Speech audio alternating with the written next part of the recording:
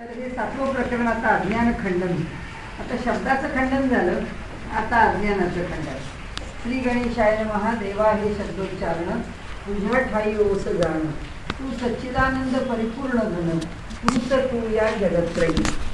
त्यांनी असं म्हटलं इथे की आता प्रत्येक अध्यायाला जसं मंगलाचरण आहे तसंच इथे मंगलाचरण केलंय. या 6व्या प्रकरणानंतर आता 7व्या प्रकरणाचं मंगलाचरण करताना त्यांनी म्हटले देवा हे शब्दोच्चारण तुझ्या ठाई ओस जाण.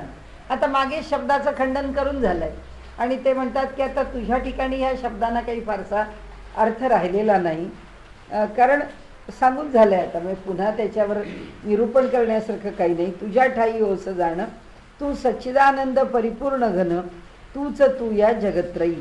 आणि त्यांनी ओवी न वाढवता एकाच ओवीत सांगून टाकलं की आता काही शब्दाबद्दल बोलावं असं राहिलं नाही. पण तरीसुद्धा कारण शेवटी शब्दाबद्दल बोलू नये, शब्दाचं खंडन करावं असं म्हटलं तरी शब्दाच्या आधाराशिवाय दुसरं काही करताच येत नाही. त्यामुळे ते म्हणतात तुझ्या ठाई ओस जाणं. हे शब्दोच्चारण ओस आहेत, पण तरी तू सच्चिदानंद घन परिपूर्ण. तू जे सच्चिदानंद घन हे तुझं जे रूप आहे किंवा सच्चित आनंद परिपूर्ण घन, या प्रत्येकाच्या ठिकाणी घन लावलाय त्यांनी. सद्घन, चिदघन, आनंद घन म्हणून परिपूर्ण घन म्हटलंय त्यांनी. तर तूच तू या जगत्रयी, या त्रिलोकामध्ये तूच असा आहेस की जो ह्या लक्षणांनी युक्त आहे. सत घन आहे, चित घन आहे आणि आनंद घन आहे. एरवी तरी अज्ञाना, जै ज्ञानाची नसे क्षोभना, तै तरी काना खालीच दडे.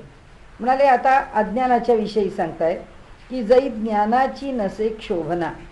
म्हणाले इथे एरवी तरी अज्ञाना, सहजपणाने म्हणाले अज्ञानाचा विचार केला तरीसुद्धा कशाचाही, म्हणजे अज्ञानच शब्द म्हणून नाही, दुःखाचा विचार करायला निघालो तर त्याला आधार सुखाचा आहेच.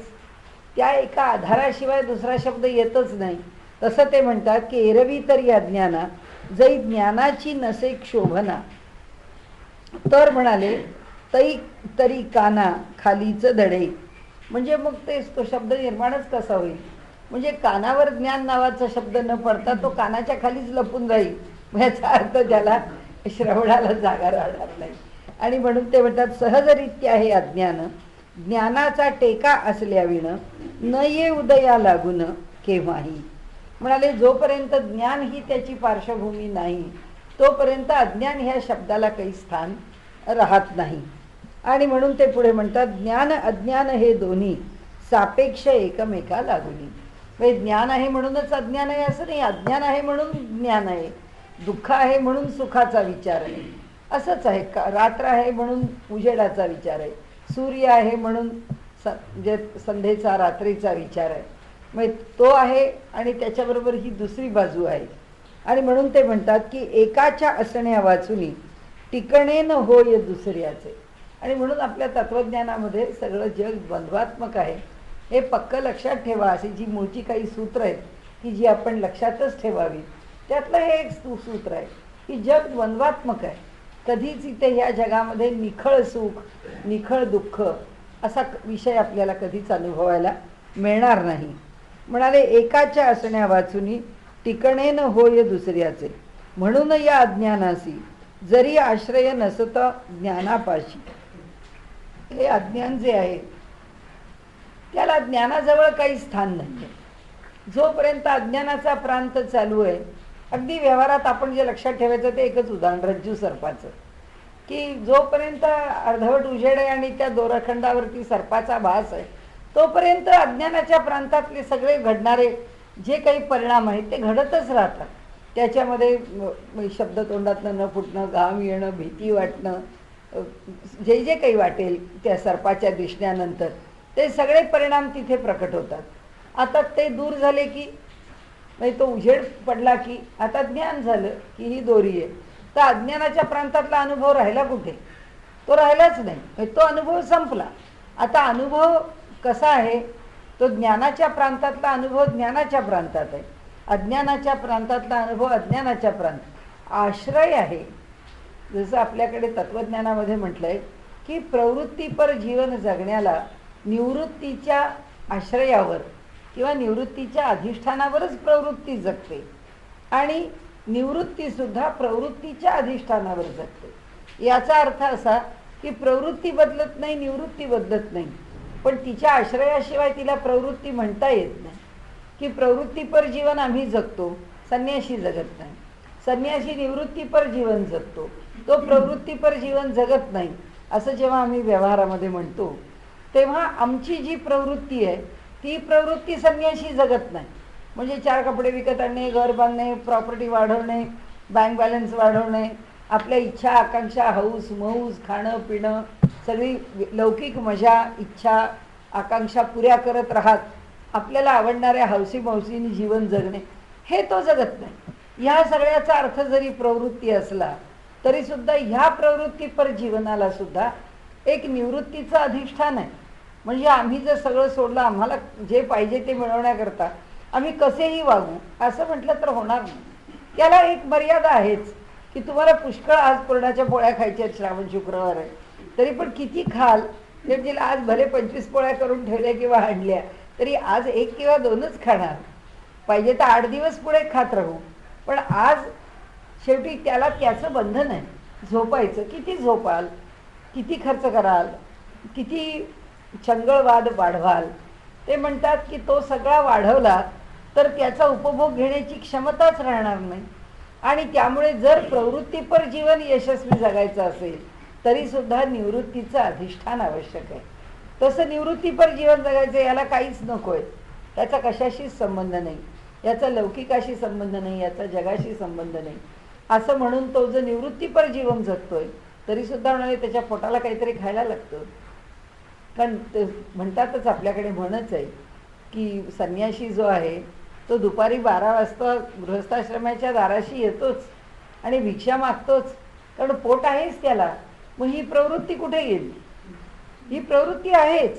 आणि त्यामुळे निवृत्ती जगायची असली तरी अधिष्ठान प्रवृत्तीचं आहेच. आणि त्यामुळे जर अज्ञानाची गोष्ट बोलायची असेल तर अज्ञान बोलत असताना सुद्धा जे ज्ञान आहे त्या ज्ञानाचं एक अधिष्ठान किंवा त्या ज्ञानाचा एक आधार त्या ठिकाणी तुलने करता किंवा त्या द्वंद्वात्मक आहे ह्या धारणेनी किंवा ते उभंच राहू शकत नाही. ते कसं उभं राहू शकत नाही हे आता मागे येऊन गेलं आहे. त्यांनी असं म्हटलं आहे की जर ज्ञान तिथे नसतंच, नुसतंच अज्ञान असतं, नुसतं एक अज्ञान असतं, तर मग काय अज्ञान हा शब्दच उच्चारावा लागला नसता. कारण त्याला वेगळं कशापासून केलं? अज्ञान हा शब्द आला कशा करता? तो आलाच नसता. जे आहे ते सगळं हेच आहे. म्हणजे याच्यामध्ये काही फरक नाही आहे. त्याला ज्ञानही म्हणू नका आणि त्याला अज्ञानही म्हणू नका. म्हणजे आता त्यांनी 3 मुद्दे सारखे तुलनेला आपल्या पुढे ठेवलेले. एक मुद्दा असा आहे की हे सगळं द्वंद्वात्मक आहे आणि त्यामुळे ज्ञान अज्ञान सुख दुःख म्हणजे ज्याला आपण शाश्वत अशाश्वत धर्म अधर्म अशा ह्या ज्या सगळ्या जोड्या घेतो त्या सगळ्या त्या द्वंद्वात आल्या. त्यामुळे एक द्वंद्व झालं. दुसरं झालं ते एक दुसऱ्याच्या अधिष्ठानावर उभं राहतं किंवा एक दुसऱ्याच्या आश्रयाने उभं राहतं. म्हणून ज्ञानाला आश्रय अज्ञानाचा आहे किंवा चर्चा करताना ज्ञानाची चर्चा करताना अज्ञानाच्या पार्श्वभूमीवर होते, अज्ञानाची चर्चा आहे ती ज्ञानाच्या पार्श्वभूमीवर होते. हा एक भाग. आणि जर फक्त प्रांत अज्ञानाचाच आहे असं जर आहे तर मग त्याच्यामध्ये ज्ञान हा शब्दही आला नसता आणि अज्ञान हा शब्दही आला नसता. पण हे द्वंद्वात्मक असल्यामुळे ज्ञान आहे आणि अज्ञान आहे आणि शेवटी तो परमात्मा जो आहे तो ह्या ज्या ज्ञान अज्ञानाचा आश्रय आहे याच्या निश्चित पलीकडे, तो काही या ज्ञान अज्ञानात अडकलेला नाही आहे. आणि म्हणून त्यांनी इथे आपल्याला असं म्हटलंय की ज्ञान अज्ञान हे दोन्ही सापेक्ष एकमेकाला. दोन्ही ते सापेक्ष आहे. ज्ञानाची चर्चा करायला घेऊ तेव्हा अज्ञानाचा विषय येईल की ज्ञानाच्या प्रांतात जो गेलेला सत्पुरुष आहे या जगामध्ये वावरत असतो. म्हणून आपण म्हटलं या जगात ज्ञान वावरत नाही का? वावरतं ना, पण तो सगळे संत आहेत ते ज्ञानाच्याच कक्षेमधले. तरी ते आमच्याबरोबर जसं जगात आम्ही जगतो तसे ते त्यांच्या त्यांच्या काळी जगले, आजही जे आहेत ते जगतायत. त्यामुळे त्यांनी इथे म्हटलंय की ज्ञान आणि अज्ञान ही दोन्ही सापेक्ष आहेत, ते एकमेकांच्यावरती अवलंबून आहे. एकाच्या असण्या वाचुनी टिकणे न होय दुसऱ्याचं. ज्ञान आहे म्हणून अज्ञान टिकतंय, अज्ञान आहे म्हणून ज्ञान टिकतंय. म्हणून या अज्ञानासी जरी आश्रय नसता ज्ञानापाशी, तरी अज्ञान हा शब्द आपणासी न येता मुळीचा ऐकावया. म्हणून निर्णय केला त्यांनी काय, की म्हणून या अज्ञानासी जरी आश्रय नसता ज्ञानापाशी, जर ज्ञानाजवळचा आश्रयच नसता तर अज्ञान हा शब्द काही आपल्याला ऐकायला मिळाला नसता. न येता मुळीचा ऐकावया, म्हणून तई काना खालीच दडे असं म्हटलं. म्हणून तो कानावर पडलाच नसता, तो कानाच्या खालीच लपून राहिला असता, असा शब्द वापरला आहे त्यांनी. आडसुनी अंधारी खद्योत दीप्ती सिरी, तैसे लटिकेवरी अनादी होय. म्हणाले आडसुनी अंधारी खद्योत दीप्ती सिरी, म्हणजे खद्योत काजवा. तो काजवा जो आहे तो अज्ञानाच्या आश्रयानेच आपला उजेड पाडतो. आता दिवसा काजव्याचा उजेड पडत नसेल का? पडत असेल, पण दिवसाचा काळ काजव्याचा उजेड पडत असेल तर सूर्याचा उजेडच इतका आहे की त्या काजव्याचा उजेड कळतोय कसा? त्याला अंधारच पाहिजे. म्हणजे अंधाराच्या आश्रयानेच आडसुनी अंधारी खद्योत दीप्ती सिरी, तैसे लटिकेवरी अनादी होय. तसं म्हणाले हे अज्ञान जे आहे ते कसं आहे की लटिकेवरी, लटकं खोटं आहे आणि कशावरती? अनादी होय. हे अज्ञान ही सुद्धा अनादी संकल्पना आहे. कारण आपण तत्त्वज्ञानामध्ये बघितलं तर परमात्मा जेव्हा दृश्य होतो तेव्हा पहिल्यांदाच ती अज्ञानाची चादर आपल्याला टाकून दिलेलीच आहे. आणि ती कुठे टाकली आहे ते आपण त्या सह्या उतरंडीमध्ये पाहिलेलं आहे की हे जग जेव्हा त्रिगुणात्मक निर्माण होणार त्यावेळी त्यांनी त्या ठिकाणी ते मायेच्या आश्रयाने, ती स्वतः काही करत नाही वगैरे वगैरे सगळं जरी सोडलं तरी तिच्या आश्रयाने तो जेव्हा ह्या त्रिगुणात्मक जगतामध्ये वेगवेगळ्या नामरूपांनी प्रकट होतो त्यावेळी प्रकट होण्यापूर्वीच ती चादर त्यांनी टाकून दिलेली आहे. ते अज्ञान त्यांनी आधी पांघरून टाकलेलं आहे. ते अज्ञान काय आहे की आता त्या ब्रह्मावर अज्ञान टाकल्यामुळे आता ते ब्रह्म हे स्वतःच्या जाणीवेनी युक्त नाही. आता ते ब्रह्म आमच्या ठिकाणी ब्रह्मच आहे, पण ते त्याच्या जाणीवेनी युक्त नाही आहे. ते आम्ही आमच्या ठिकाणी ज्या जाणीवा तयार केल्या आहेत त्यांनी ते युक्त आहे. आम्ही कुठल्या जाणीवा तयार केल्या? आमच्या कर्माप्रमाणे, आमच्या वृत्तीप्रमाणे, आमच्या ठिकाणच्या सत्वरजतमाच्या मिश्रणाप्रमाणे. कारण या क्षणी आपल्या प्रत्येक क्षणी आपलं मन सारखं नाही, प्रत्येक क्षणी मनाचा व्यापार सारखा नाही, प्रत्येक क्षणी मनाचा भाव सारखा नाही, प्रत्येक क्षणी मनाचं लक्षण सारखं नाही. मनाचं लक्षण प्रत्येक क्षणी बदलतं. ते आत्ता चंचल असेल, आत्ता स्थिर असेल, आत्ता शांत असेल, ते त्याच्याकडे कितीतरी भाव प्रकट होतील. आणि म्हणून हे जे निर्माण होणं आहे ही सगळी ती अष्टधा प्रकृती आहे. म्हणजे पुन्हा लक्षात ठेवण्याचा विषय एकच आहे की ही जी अष्टधा प्रकृती हे जे जग निर्माण करते ते पहिल्यांदा परब्रह्मावर टाकते चादर. म्हणजे त्याच्यावरती आधी पांघरुण घातलं आणि पांघरुण घातल्यानंतर म्हणजे केलं काय? त्यांनी फक्त संकल्प केला की मला बहुत नामरूपामध्ये प्रकट व्हायचं. या संकल्पाच्या रूपाने त्याच्यावर चादर घातली. घातलेली जी चादर आहे त्या चादरीनंतर जे निर्माण झालं आहे ते आता त्यांनी त्याचं स्वरूप सुटलेलं आहे. आता जे निर्माण होत आहे त्याच्यामध्ये तो त्याच्या मूळ स्वरूपात निर्मितीला आलाच नाही आहे. आता ती चादर पडल्यामुळे त्याला अज्ञान म्हणा, नाही तर आपण त्या सगळ्या याच्यात जिथे आपण वैश्विक अहंकार म्हटलं त्या अहंकाराच्या वरती तो ईश्वर भावाने राहिला म्हणा. ते त्याचं जे ईश्वरत्व आहे ते ईश्वरत्व आधी परब्रह्माला झाकूनच आहे. म्हणजे त्याला एकदा झाकून टाकल्यावर ज्ञान अज्ञान हा प्रांत सुरू झाला. म्हणजे काही ज्या गोष्टी आपण मूलतः लक्षात ठेवायच्या त्यातल्या 2-4 गोष्टी लक्षात ठेवल्या की त्यातली प्रत्येक ओवी आपल्याला अडचणीत येत नाही. आणि म्हणून ते म्हणतात अंधाराच्या आश्रयावरी काजवा आपुला प्रकाश करी, तैसे अभावा भीतरी अज्ञान हे मिरवतं. आता अज्ञानाला स्थान काय? त्यांनी सांगितलं की अभावाच्या ठिकाणी निर्माण होणारं अज्ञान आहे. अभाव ही आहे त्याची वस्तुस्थिती आहे. म्हणजे त्याला स्थिती नाहीच आहे, त्याला अस्तित्व नाहीच आहे. ते अभावात्मक आहे, भावात्मक नाही. त्याला दाखवता येणार नाही कसं आहे ते. म्हणजे काजव्याच्या ठाई प्रकाश करण्याचे सामर्थ्य नाही, परी अंधारी तो पाही चमके मात्र. म्हणाले त्याच्या ठिकाणी तो प्रकाश उत्पन्न करून आम्हाला प्रकाशित करू शकतो हे सामर्थ्य नाही. पण अंधारामध्ये त्याच्याजवळ जे काही रसायन आहे, केमिकल आहे, त्याच्या देहावर जे काही आहे ते आपोआप अंधारामध्ये चमकतं. आणि म्हणून म्हणाले, काजवा चमके म्हणून त्याचे ठाईल असेल गुण, प्रकाश करण्याचा परी नारायण, उगवता त्याचा भ्रम निरसे. म्हणाले असे खूप काजवे एकत्र पाहिले तर आपल्याला वाटेल की ह्या काजव्यांचा उजेड पडेल का. पण म्हणाले सकाळी सूर्य उगवला की आम्हाला कळतं की काजवे काही उजेड पाडू शकत नाही. उजेड पाडणारा सूर्यच आहे, प्रकाश देणारा सूर्यच आहे. प्रकाशमान दिवसास खद्योत चमक पडे ओस, म्हणून निसंशय काजव्यास प्रकाश नाही. आता तेच आपण मगाशी बोललो तसं की दिवसा उजेडी तो काजवा चमकत असला तरी सुद्धा ती चमक काही दिवसाच्या ठिकाणी फार प्रकर्षाने प्रकट होत नाही. त्या चमक असण्याला त्या इतक्या उजेडामध्ये काही प्रयोजन नाही आहे. त्याचं जसं चंद्राचं आहे तसंच की चंद्र जरी आकाशामध्ये सूर्य उगवल्यावर असला तरी चंद्राच्या उजेडाचं आम्ही काय करणार. आम्ही काही नाही करू शकत, कारण त्याचा उपयोगच नाही आम्हाला काही. इतका सूर्याचा उजेड आहे की हो आता सूर्य असला तरी काय झालं, चंद्र आहे, आम्ही चंद्राच्या उजेडामध्ये काम करू. सूर्य असला तरी असं होत नाही. सूर्य आहे मग चंद्राचा उजेड नाही, तसंच आहे हा. म्हणाले म्हणून निसंशय काजव्याचं प्रकाश नाही. पाहू जाता काजव्याचे चमकणे भासमयीसाचे, हे भासणेही अंधाराचे होत आहे बळावर. आता काजवा चमकतो हे अंधारामुळे चमकतो. पुन्हा तेच वाक्य आलेलं. तैसे अभावाच्या आश्रयी अज्ञान अनादि मिरवे पाही. अभाव हाच ज्याचा आश्रय आहे, अशा त्या अभावाच्या आश्रयावरती अज्ञान मिरवतं. कोण कोण मिरवतं? तशीच माया आहे.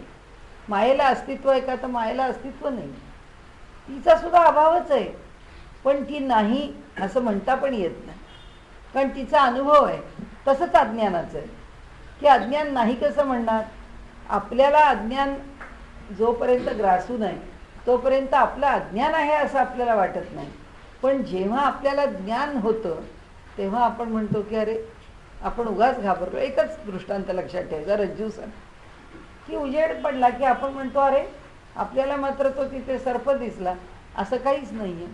म्हणजे ह्या जगाकडे पाहताना आम्हाला ह्या जगाचं इतकं आकर्षण होतं की ज्या आकर्षणातून आम्ही जगाला पाहतो आम्हाला कळलं की अरे यात काही अर्थ नाही, हे सगळं असार आहे. हे ज्या क्षणी खरं खरं कळलं त्या क्षणी जगाचं आकर्षण संपून गेलं.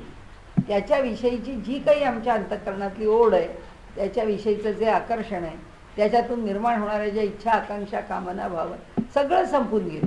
आणि म्हणून ते म्हणतात की तैसे अभावाच्या आश्रयी अज्ञान अनादि मिरवे पाही, परी ते विचारे पाहता मुळीच नाही, सत्य बुधवो यत्किंचित. पण विचाराने जर बघितलं तर अज्ञान नावाची वस्तुस्थिती नाही. तसं माया नावाची गोष्ट सुद्धा विचार करून पाहता मायेला वेगळं अस्तित्व नाही.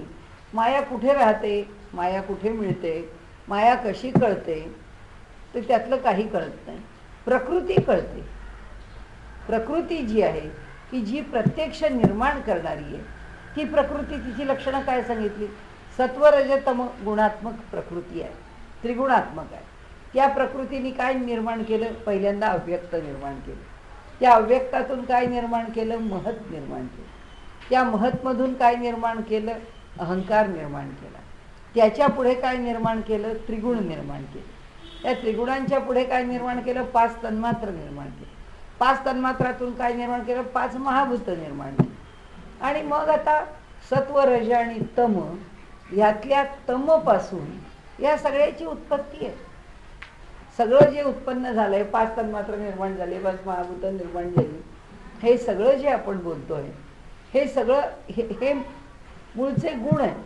आता हे सगळं जग वैविध्याने निर्माण झालं. ते कशापासून निर्माण झालं? सत्व रज आणि तम यातल्या तमोगुणापासून निर्माण झालेलं आहे. गुण तमोगुण आहे आणि प्रकृती अष्टधा आहे. तिने हे वेगवेगळे सगळे निर्माण केले. आता तमोगुण हे मुळामध्ये अज्ञानाचंच प्रतीक आहे. म्हणजे जग कशातून निर्माण झालं? अज्ञानातून निर्माण झालं. म्हणजे त्यांनी आपल्याला आपल्या त्या उतरंडीमध्ये सुद्धा सांगून टाकलं की तमोगुणापासून हे जग निर्माण होत असल्यामुळे त्या पंचमहाभूतांच्या मध्ये तमोगुण हा प्राधान्याने एकरूप होत असल्यामुळे जे निर्माण होतं जगत ते त्या तमोगुणापासून निर्माण होत असल्यामुळे ते मुळातच अज्ञानाने आवृत्त आहे. हे एका प्रकारचं उत्तर आहे. अनेक प्रकारांनी ह्याला उत्तरं दिली जातात.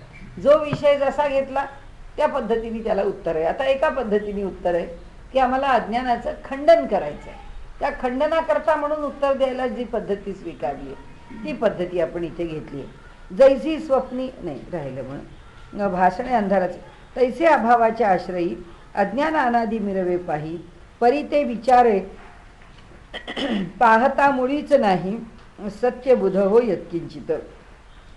म्हणून अज्ञान नावाची अशी काही वस्तुस्थिती आहे असं काही नाही. जैशी स्वप्नास्वप्नी महिमा तमी मानू असे तमा तेवी अज्ञान गरिमा अज्ञानीची. आता हे पुन्हा सोपं आहे की जसं स्वप्नाचं मोठेपण आहे त्याचं महत्त्व स्वप्नातच आहे की आपल्याला स्वप्नामध्ये त्या सगळ्या गोष्टी खऱ्या वाटतात, सगळं होतं. डोळे उघडल्याबरोबर कितीही घाबरलेले असलो, कितीही आनंद झालेला असला तरी आपण म्हणतो अरे हे स्वप्नातच होतं. त्यामुळे जैसनाचे महत्त्व स्वप्नात वा तमाचा मान अंधारात. तम म्हणजे अंधकार. अंधकाराचा मान काही सूर्याच्या समोर नाही आहे, पण सूर्यासमोर अंधकार टिकतच नाही. आणि त्यामुळे तमाचा जो मान आहे तो अंधारात आहे. तैसे अज्ञानाचे महत्त्व सत्य राहे अज्ञानामध्ये की. त्यामुळे अज्ञानाचं महत्त्व अज्ञानातच आहे. म्हणजे आमच्या अंतःकरणामध्ये ज्या ज्या गोष्टींच्या विषयीचं जे जे अज्ञान आहे ते सगळं अज्ञान जीवनामध्ये महत्त्वपूर्ण का ठरतं. म्हणजे माणूस म्हणतो नाही हे एवढं आपल्या आयुष्यात घडलं म्हणजे कृतार्थ झालो, तेवढं घडलं म्हणजे बरं होईल, हे घडावं अशी इच्छा आहे. ते म्हणतात हा सगळा जो प्रांत आहे हा सगळा अज्ञानाचाच आहे की. हा सगळा प्रांत म्हणाले अज्ञानाचा आहे की अज्ञानामधून ही जाणीव आहे की हे असं घडावं. हे घडावं ठरवणारे आपण कोण. ही इच्छा आहे, ही आशा आहे. या आशेवर माणूस जगतो. मग ते त्याच्याशी तो किती जोडला जातो, त्याच्याशी स्वतःच्या किती उपाधी लावून घेतो वगैरे वगैरे. म्हणजे तत्त्वज्ञानामध्ये त्याची अनेक अंगांनी चर्चा केली आहे. पण आता आपल्याला आपल्यापुरती चर्चा कुठे करायची आहे तर आपल्याला एवढीच करायची आहे की अज्ञानात आम्ही आहोत. तर आपल्या मनामध्ये पटकन येतं की एकदा आपलं हे घर आहे त्याच्याऐवजी पुष्कळ मोठं घर घेतलं तर. आता पूर्वी 2 बेडरूमचे 3 बेडरूम झाले, 3 बेडरूमचे लक्झरियस 4 बेडरूम झाले, त्याचे 5 झाले, आता 6 बेडरूम 7 बेडरूम्स फ्लॅट्स घेतात. तेव्हा माणूस म्हणतो की आता तो लक्झरियस फ्लॅट आहे. म्हणजे आता बदलत चालल्या ना संकल्पना की ज्यावेळी जे घेतलं त्यावेळी असं वाटलं की अरे हे खूप मोठं आहे, हे खूप चांगलं आहे. आता असं वाटतं हे सगळं लहान लहान आहे, आपण मोठं घ्यायला हवं. काळ बदलला, सगळ्या संकल्पना बदलल्या, घर बांधण्याची पद्धत बदलली. हे सगळं काय हे अज्ञान आहे. अज्ञानामध्येच म्हणजे लोक पहिल्यांदा विचारतात आपली घरं जेव्हा जुनी असतात. यांना पण विचारलंच असेल बेलसर यांना की अहो तुमचं घर जुनं आहे, तुम्ही नाही का पाडून करायचा विचार केला. सगळेच हल्ली विचारतात की तुम्हाला नाही का घर. आणि पहिला प्रश्न असतो तुम्हाला अजून पण हे घर आवडतं का. कारण त्यांच्या मते आत्ताचा जो काही प्लॅन आहे हा प्लॅन काही फारसा आवडीचा किंवा आवडावा असा नाही आहे, जुन्या पद्धतीचा. आता नव्या पद्धतीत हे प्लॅन बसत नाही की बदला. की त्यांचं म्हणणं असं आहे की असं घडी घडी जर काही बदलत चाललं तर तुम्ही काय त्याच्याबरोबर जेव्हा तुम्ही धावत आहात किंवा ते तुम्हाला आवडतं आहे त्याच्याबरोबर बदलावं असं वाटतं आहे, हा अज्ञानाचाच प्रभाव आहे. की अज्ञानातून अज्ञानाकडे प्रवास आहे. की तेव्हा खेडेगावातल्या घरापेक्षा आता खेड्यातली माणसं जेव्हा सांगतात अहो आमची घरं काय आता अगदी एकदम अप टू डेट झाली आहे, व पुण्या मुंबईच्या लोकांना येऊन राहण्यासारखं आहे. मग जेव्हा राहायला जाण्याची खरी खरी वेळ येते तेव्हा ते म्हणतात की तुमच्या पुण्यातल्या घरासारखं नाही पण आमच्या खेडेगावच्या घरासारखं सुद्धा नाही, त्यामुळे तुम्हाला चालू शकेल असं घर नक्की आहे. म्हणजे पुन्हा त्याच्यात त्यांनीच ग्रेड्स लावल्या. ह्या तरी कुणी लावल्या, या सगळ्या त्या अज्ञानाने लावल्या. या प्रांतात राहून आम्ही लावलेले आहे. आणि म्हणून आमच्याकडे कुणी किती पैसे त्या घराच्या डेकोरेशनला खर्च केले की त्याच्यापेक्षा आपण किती खर्च केले. तो कितीचा फ्लॅट आहे त्याच्यापेक्षा आपण किती मोठ्या जास्त किमतीचा घेतला, हे कधी संपणार नाही. आणि म्हणून त्यांनी सांगितलं की हे का संपत नाही, कारण पहिल्यांदा एक अज्ञानाचं पांघरुण आम्ही घेतलं आहे आणि त्या पांघरुणात जगात वावरायला लागलो आहे. त्यामुळे ते अज्ञान आमच्याबरोबर आहेच ना. आणि आम्ही आमच्या मनाला पुष्कळ शिकवलं की नाही की ह्याच्यात आपल्याला काही रस नाही, शिकवलं याचा अर्थ आमच्या मनाला ते मान्य झालं, ते पटलं. पण म्हणून ते 100% आम्हाला तसंच बरं वाटतं असं सुद्धा नाही आहे. केव्हा ना केव्हा तरी त्यातल्या अज्ञानाचा भाग अधिक उसळी मारून वर येतो. आणि ते नाथांनी म्हटलंय तसं, जोवर संधी नाही तोवर जे नाही त्याचं तत्त्वज्ञान सांगत बसतो. पण ज्या क्षणी संधी मिळते त्या क्षणी मनुष्य म्हणतो, छे हो, हे सगळं करण्यासारखं आहे तर आपण केलंच पाहिजे. आणि मग पहिले तत्त्व, पहिल्या व्हॅल्यूज, पहिल्या निष्ठा, मग तो काही बोलत नाही. म्हणजे त्या निष्ठा घेऊन बसला होता त्याच्याही मागे एक वेडगळपणाचं अज्ञानच होतं. आताही नवीन निष्ठा पुढे झुकतो आहे, तिथेही अज्ञानच आहे असं त्यांचं म्हणणं आहे. की खरं काय पटलं ह्याला, खरं काहीच पटलं नव्हतं. आणि केव्हा पटणार आहे आपल्याला माहीत नाही. ज्या दिवशी पटेल त्या दिवशी आम्ही अज्ञानात असणार नाही. आणि ज्या दिवशी आम्ही अज्ञानात नसू, ज्ञानात असू, त्या दिवशी हे वेगळंपण हे लक्षात येईल. कारण आम्ही नाही एकमेकांना म्हणत की अरे अरे, म्हणजे आपल्या अज्ञानापेक्षा दुसऱ्याचं अज्ञान वेगळं असतं तेव्हा आपण म्हणतो की अरे अरे, याला कळत नाही आहे, आता हा काय करतो, हा स्वतःचं नुकसान करून घेतोय. म्हणजे आपलं अज्ञान वेगळं असतं, त्याचं अज्ञान वेगळं असतं, पण त्याच्या अज्ञानापेक्षा आपलं अज्ञान वेगळं आहे म्हणून आपण म्हणतो की अरे अरे, तो बिचारा, त्याला समजत नाही आहे. किंवा थोडीशी बुद्धीची डेव्हलपमेंट आपली बरी आहे, दुसऱ्याची थोडी कमी आहे, किंवा त्याच्यात ते लक्षात नाही आहे, ते आपल्या ते अधिक लक्षात येते, की आपण म्हणतो की काय व्हायचं हे लक्षात येत नाही. आणि जसं आपण पाहतो की कोणाची ब्रेन स्लो असतो, आता त्या स्लो असणाऱ्या ब्रेनचं सुद्धा आता काही दुःख किंवा त्याच्याबद्दल कमतरता वाटायचं कारण नाही. कारण अमिताभचा मुलगा अभिषेकच स्लो लर्नर होता, त्याच्यातून तो आता इतका पुढे आला. म्हणजे आलंच ना की हा स्लो आहे, की ह्याचं ग्रास्पिंगच मुळामध्ये स्लो आहे, की आपण म्हणतो अरे याचं स्लो, याला आपल्याला शिकवायला पाहिजे, सांगायला पाहिजे. हे ज्याला थोडं ग्रास्पिंग बरं आहे तो त्याच्या मनामध्ये असा विचार करतो आणि त्याला काहीतरी शिकवायचा प्रयत्न करतो. पण ह्याच्यापेक्षा जो शहाणा आहे तो म्हणतो ह्याला तरी कुठे कळतंय. त्यामुळे आत्ता सुद्धा आजच्या राजकारणामध्ये राजीनामा देणार का नाही देणार, काय होणार का नाही होणार, सगळा खेळ पुन्हा अज्ञानातलाच आहे. आणि प्रत्येकाने आपापले जे काही निष्कर्ष काढायचे तो प्रत्येक जण आपल्या परीने निष्कर्ष काढत असतो. आणि इतके निष्कर्ष का निघतात त्याचं कारण ते अज्ञानातून निघणारे निष्कर्ष आहेत. म्हणून खऱ्या ज्ञानातून आणि विवेकातून निघाला तर निष्कर्ष एकच निघेल. आणि असो, पण इथे आपल्याला मांडायचा विषय इतकाच आहे की अज्ञान जे आहे ते माणसागणिक बदलत गेलं म्हणून अज्ञानाचा प्रांत संपला असं होत नाही. ज्याचा अज्ञानाचा प्रांत संपला आहे पण जो आमच्यासारख्या अज्ञानाच्या प्रांतातल्या लोकांबरोबर राहतो आहे तो सत्पुरुष खरोखरच म्हणतो की बुडत हे जन देखवे ना डोळा, म्हणून कळवळा येतो म्हणे. तुकाराम महाराज म्हणतात की बाबा हे सगळे लोक अज्ञानामध्ये बुडलेले आहेत, हे बघवत नाही म्हणून आम्ही यांना उपदेश करतो. आम्हाला उपदेश करायचं काय आणलंय. आणि तो सुद्धा का करतो याचं उत्तर पुन्हा उपनिषदांनी देऊन ठेवलंय. ईशावास्यम इदम सर्व, की या जगामध्ये सर्वदूर परमात्मा भरून राहिलेला आहे आणि आमची भक्ती त्याच्यावर आहे. आणि तो भरून राहिलेला जिथे आहे, तो ज्या ठिकाणी आहे आणि तो जीव म्हणून राहतो आहे, तिथे तो दुःखी आहे हे आम्हाला सहन होत नाही, कारण तो परमात्माच आहे. त्यांना तो जीव दुःखी आहे हे दिसत नाही, त्यांना परमात्म्याचं ते घेतलेलं रूप आहे, त्यांनी ती जी खोळ घातली आहे त्या माणसाची, तो दुःखी आहे हे दिसतं. म्हणून त्यांना वाटतं अरे हा सुखी व्हावा. कारण ह्याच्या अंतर्यामी असणारं जे चैतन्य आहे त्या चैतन्याला कशा करता या अज्ञानाचा पडदा नको. म्हणाले बुडत हे जन देखावे ना डोळा, म्हणून कळवळा येतो म्हणी संत म्हणतात. आणि उपनिषद म्हणतात ईशावास्यम इदम सर्व यत्किंच जगत्याम जगत, सगळीकडे ईश्वर भरून राहिलेला आहे, परमात्मा सर्व दुर्ज भरून राहिलेला आहे. तर माणसांनी या जगाचा उपभोग घेताना काहीतरी विवेकाचा विचार करावा. म्हणून तेन त्यक्तेन भुंजिता मा गृधा कस्यस्वी धनम. तर इथे सांगण्याची त्यांची भूमिका अशीच आहे की अज्ञानाचं कौतुक हे अज्ञानात आहे.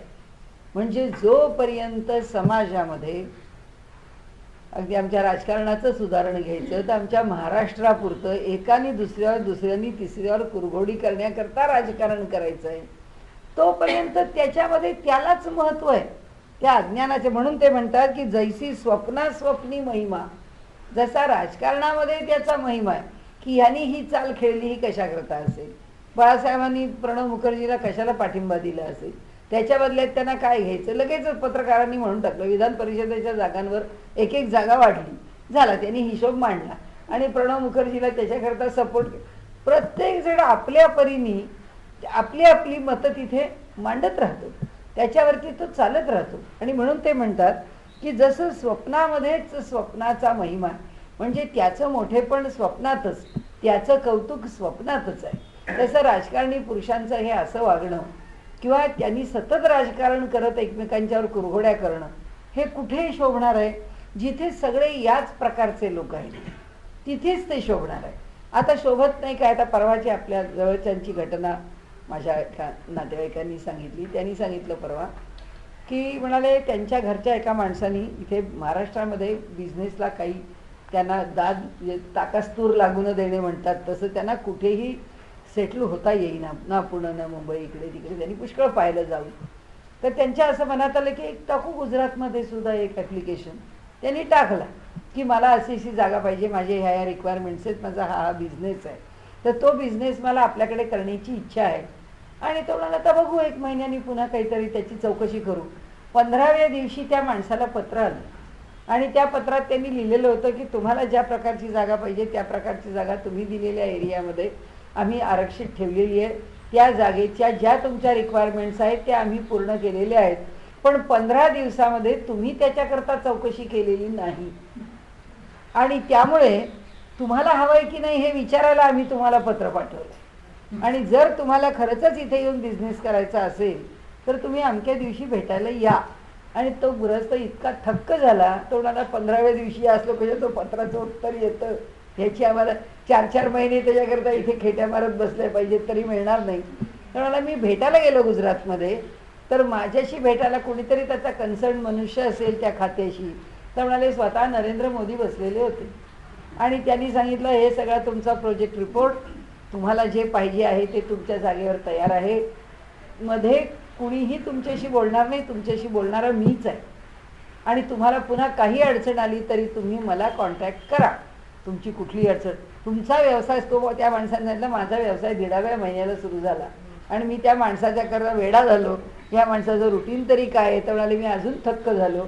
हा मनुष्य त्याच्या ऑफिसला सकाळी 6 वाजता येतो आणि 6 वाजता तिथे पोचायला त्यांना चालत, त्यांच्या घरात, ते घरी राहतात, मुख्यमंत्र्यांच्या निवासस्थानावर राहत नाहीत, आपल्या घरून येतात, त्यांच्या घरून तिथे चालत यायला 1.5 तास लागतो. ते म्हणाले एवढाच व्यायाम माझा दिवसाकाठी होतो म्हणून मी सकाळी लवकर निघतो आणि चालत तिथे भवनावरती येतो. मग त्यांच्या सिक्युरिटीने पळावं, नाही तर धावावं, नाही तर काही करावं, पण ते चालत येतात. म्हणजे आता सांगा की या वातावरणामध्ये हे ते जे काही करतायत आणि आमच्या इथे जे काही होत आहे ते, आता इथे होणारा अज्ञानातला खेळ आणि तिथे होणारा अज्ञानातला खेळ, कोणी म्हणत नाही की तो सगळा फक्त ज्ञानातलाच आहे.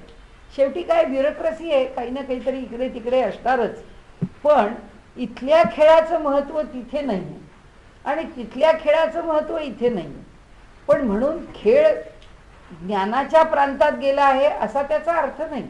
तिथे सुद्धा काही चुका ते म्हणतातच नाही. त्यांनी 2-4 वेळा म्हटलं की अहो गोधराच्या प्रकरणामधली चूक तुम्ही आम्हाला एकदा बोलून दाखवली आणि इतक्या ठिकाणी आमच्या लोकांचा मृत्यू झाला, त्याच्याविषयी तुम्हाला चौकशी नको, बॉम्बस्फोटच्या चौकशा नको, लोकांच्यावरती झालेल्या अत्याचारांच्या चौकशा नको, खुनांच्या चौकशा नको, तुम्ही ते एक प्रकरण घेऊन किती आमच्यावरती दोषारोप करत राहणार आहे. म्हणजे शेवटी काय आहे की प्रत्येक व्यक्तीच्या ठिकाणी कुठेतरी उणीव असतेच, तिथे दोषारोप करणं प्रत्येकाला शक्य आहे. म्हणजे प्रत्येकाच्या ठिकाणी अज्ञान नावाची गोष्ट आहेच.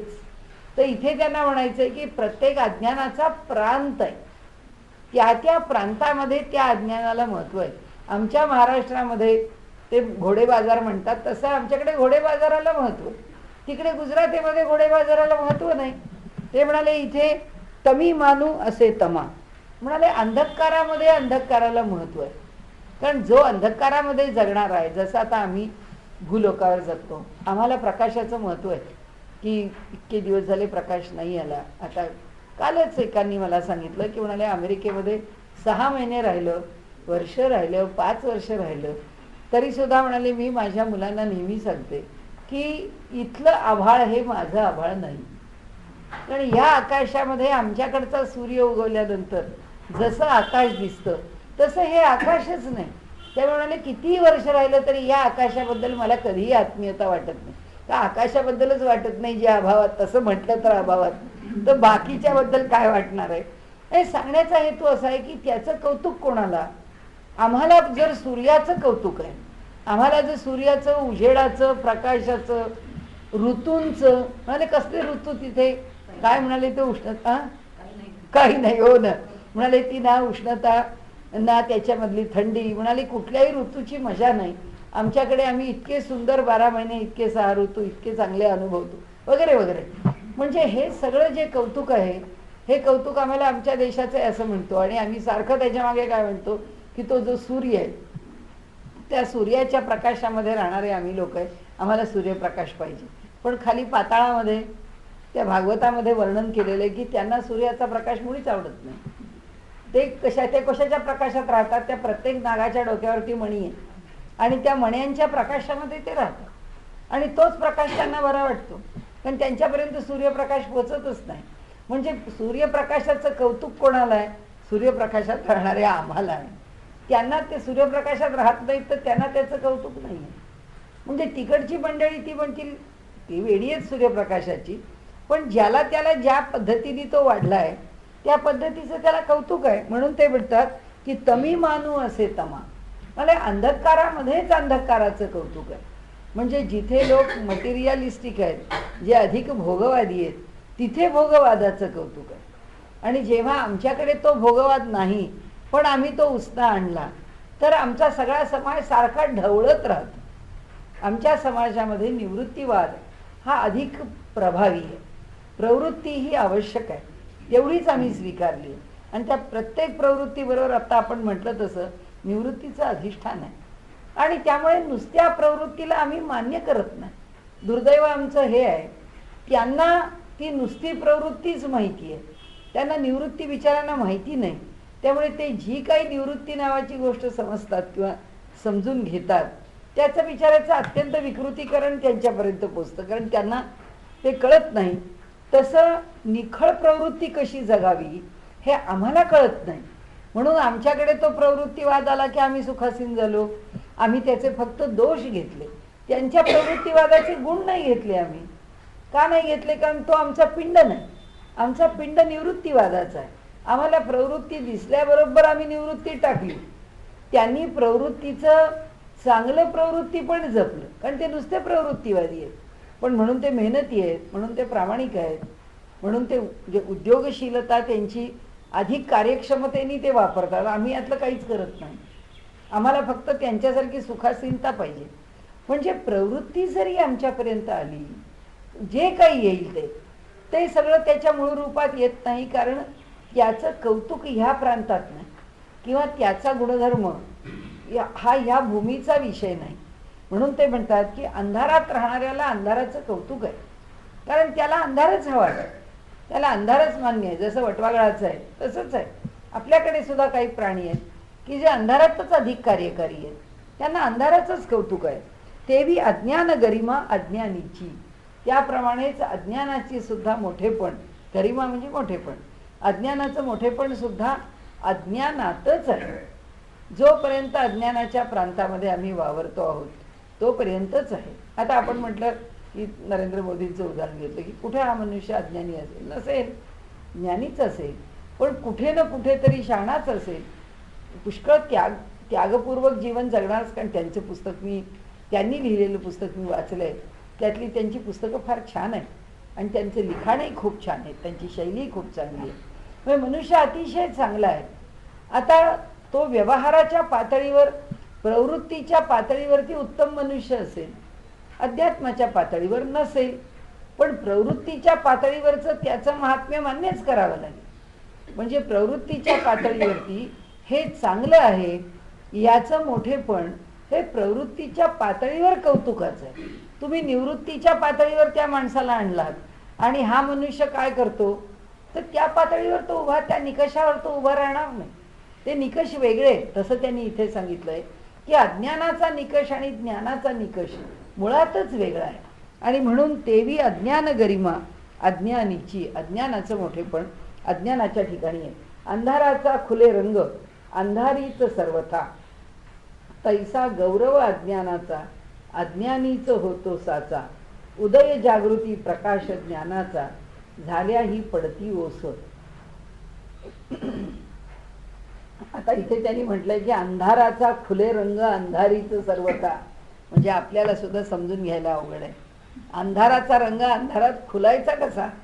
कारण रंग खुलण्याकरता सुद्धा प्रकाश पाहिजे, कारण त्याला कॉन्ट्रास्ट पाहिजे ना, त्याच्याशिवाय त्या रंगाच्या शेड्स कशा बदलतील. आणि त्यामुळे त्यांनी म्हटलं की स्वप्नीचे उपभोग स्वप्नीच भोगावे चांग, वा अंधाराचा खुले रंग अंधारीच सर्वथा. जो अंधारातच राहणारा आहे त्यालाच त्या अंधाराच्या रंगाचं कौतुक आहे, इतरांना नाही. तैसा गौरव अज्ञानाचा अज्ञानीच होतो साचा. उदय जागृती प्रकाश ज्ञानाचा झाल्या ही पडती ओस. ज्या क्षणी म्हणाले जागृती कशाची झाली? ज्ञानाची. त्या क्षणी जो प्रकाश त्या ज्ञानाचा पडला त्याबरोबर हे अज्ञान ओस पडलं, म्हणजे संपलं. हे मुद्दा त्यांना एक आपल्याला ठाशीवपणाने सांगायचा आहे की जिथे ज्ञान असतं त्या ठिकाणी अज्ञान टिकत नाही. जिथे अज्ञान असतं तिथे ज्ञानाचं अस्तित्व असत नाही.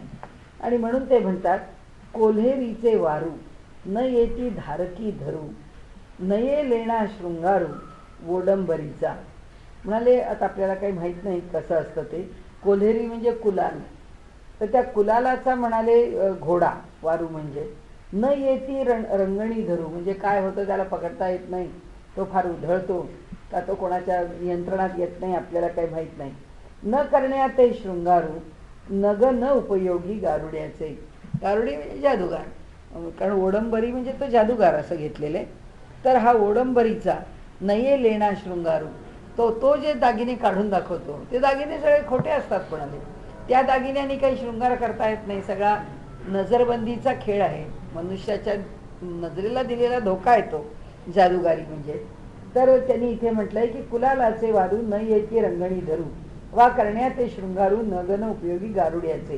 कागदी चित्र घोडा दिसे नामही घोडा असे, परी उपयोग मात्र काही नसे दिसण्याची या पलीकडे. जसं त्यांनी मागे म्हणतात तसं चित्रीचा पाऊस, चित्रातला पाऊस काय उपयोगाचा, आणि प्रत्यक्ष पडला तरच त्याचा काही लाभ आहे, नाहीतर काही उपयोग नाही त्याचा. तसं म्हणजे चित्रातला घोडा गारुड्याच्या खेळात दागिने निघती बहुत, परी ते दागिने उपयोगात न येती आणता. ते काही उपयोगाला आपल्या येत नाहीत म्हणाले. हे जाणणे याच्या घरी खोचिलेही आन न करी, काही चांदिणा उठे लहरी मृगजळाची. म्हणाले हे जाणणे याच्या घरी खोचिलेही आन न करी. म्हणाले आता याच्यामध्ये त्यांनी असं म्हटलंय काही चांदिणा उठे लहरी मृगजळाची. आता त्यांनी इथे त्याचं खाली स्पष्टीकरण दिलंय. मूळ जे खरे नाही ते शब्दे का निराळे होई, ब्रह्मरूपी डवचले असताई अज्ञान न ये प्रत्यया. म्हणाले म्हणजे आत्मज्ञानाच्या घरात बारकाईनेही पाहिल्या खचित, बुध हो या अज्ञानाप्रत ते भिन्नत्वे ये न प्रत्यया. जैसे सर्प भास रज्जूचा, रज्जू ज्ञानानंतर साचा, न प्रत्यय यावयाचा प्रयत्नेही. काकी त्या रज्जू ठाई भासकालीही सर्प नाही, तो ज्ञानानंतरही कोठून यावा प्रत्यया. स्वच्छ चांदण्या ठाई मृगजळाची वार्ताच नाही, तेवी आत्मस्वरूपी पाही अज्ञाना न अवसर.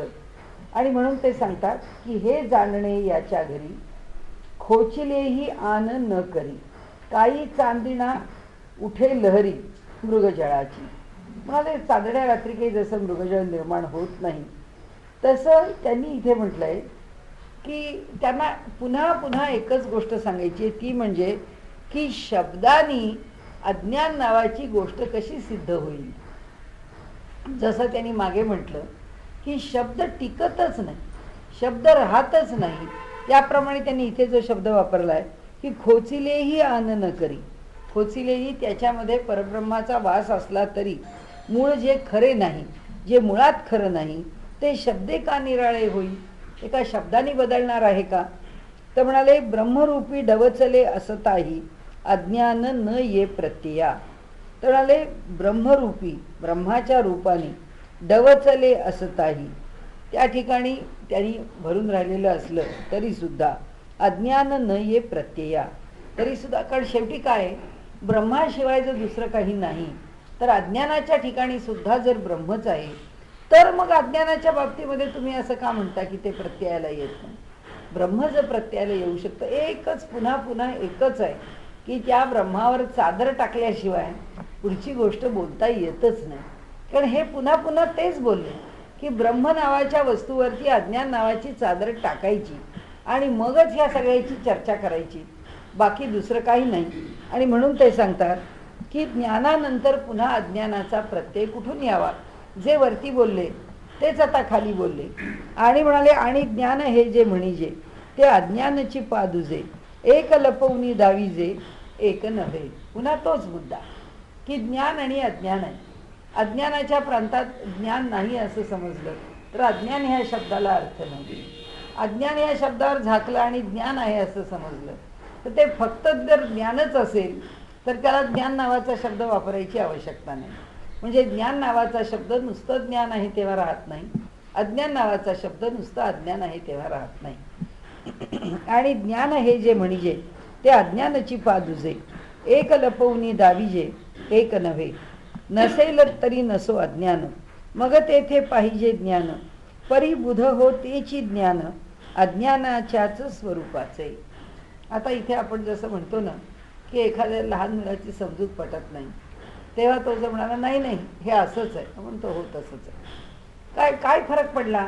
आपण जसं त्या मुलांच्या दृष्टीने त्यांना समजवताना दुसरं लहान मुल म्हणतो नाही नाही ते तसं नाही आहे, तसं त्याला बागुलबुवा दुसरा दृष्टांत घेतला की त्याला सांगितलं अरे तो बागुलबुवा आहे, तो येतो, तो आला, त्यांनी तुझी ती गाडी पळवून दिली, त्यांनी तुझे खेळायचे पत्ते नेले, त्यांनी तुझ्या गोट्या नेल्या, काय जे असेल ते त्याच्याशी खेळ त्याचा ज्याच्याशी चालला असेल आणि तो खेळ आईला त्याला द्यायचा नाही आहे तर आई म्हणेल नाही तुझा विटीदांडू नेला, तुझ्या गोट्या नेल्या, तुझं खेळात काय कॅरम नेला, तुझं काय जे काही असेल ते ती म्हणते तो बागुलबुवा घेऊन गेला.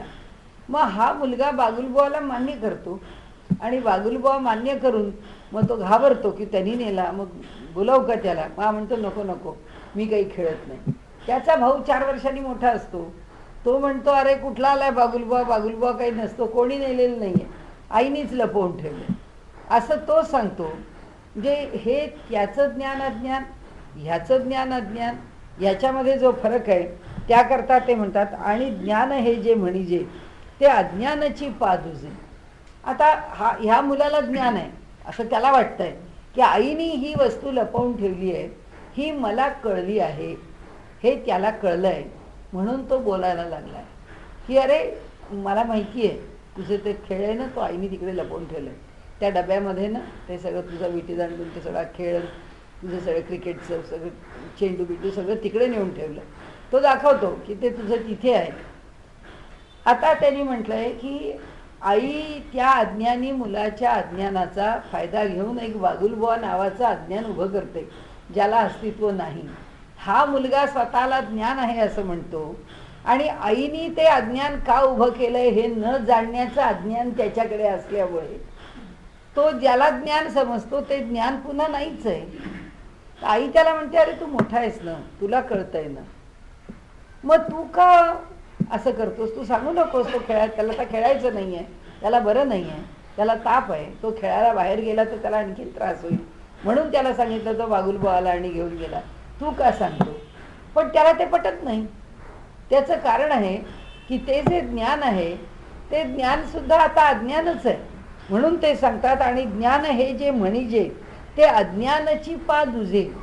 ज्याला ज्ञान म्हटलंय ते सुद्धा वेगळ्या प्रकाराने अज्ञानच आहे. म्हणजे आता गॉड पार्टिकल पुष्कळ चर्चा झाली. आता जो तो सायंटिस्ट आपल्या आपल्या परीने म्हणजे आता दोघे तिघे ते भेटले सायंटिस्ट मंडळी परदेशातली इथे आलेली, तर त्यातले एक तर सायंटिस्ट असे आहेत की जगातल्या पहिल्या ह्या ॲटॉमिक एनर्जीवर आणि याच्यावर काम करणाऱ्यांपैकी पहिल्या 5 ज्यांचं नाव घेतलं जातं तो भारतातला विद्वान मनुष्य आहे, फिजिक्समध्ये काम करणार. त्यांना विचारलं हो या गॉड पार्टिकलचं काय, ते वेळेला त्यांना अजून काहीही सापडलेलं नाही. त्यांनी सांगितलं की हे त्यांना डिक्लेअर सुद्धा करायचं नव्हतं. हे कुठे लीक झालं, कुणाकडे लीक झालं म्हणून हे बाहेर आलं आणि मग त्यांना का सांगायला लागलं, कारण सांगण्यासारखं आता त्यांच्याजवळ काही नाही आहे.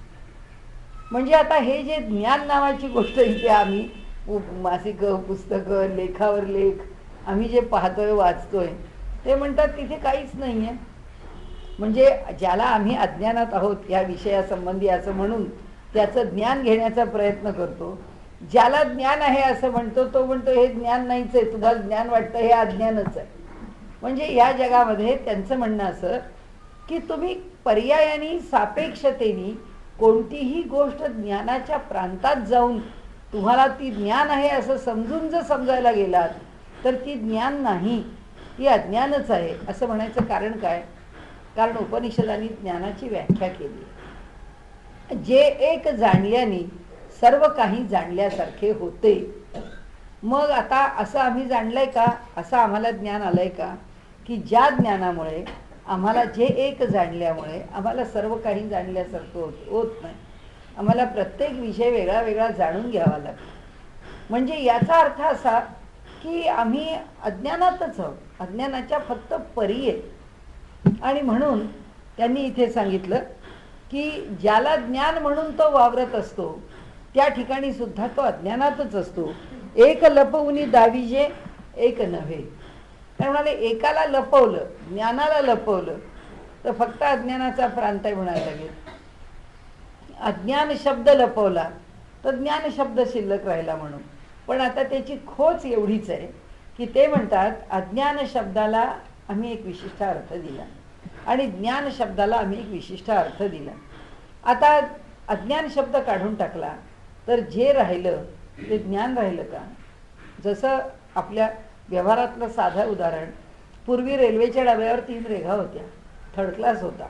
त्या थर्ड क्लासच्या वरच्या त्या 3 रेघातली एक रेघ पुसून टाकली आणि सेकंड क्लास केला. कारण तेव्हा सेकंड क्लासनी प्रवास करणं किंवा त्या अप्पर क्लासनी प्रवास करणं सुद्धा पुष्कळ मोठं मानलं.